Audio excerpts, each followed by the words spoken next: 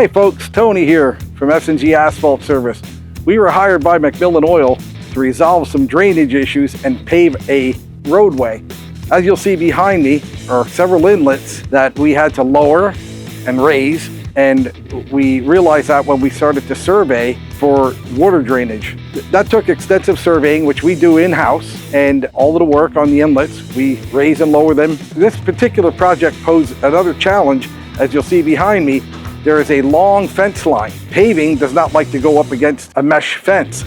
So we had to put boards on grades and snap chalk lines on the boards for our paving heights to hold back the fencing from getting intertwined with the paving. A very involved project here this month. Actually, our prep crew has been here for 3 weeks, excavating, grading, and surveying. Now the paving crew is here. So if you have a complex business or home, call us at 610-502-0211 or 484-4PAVING.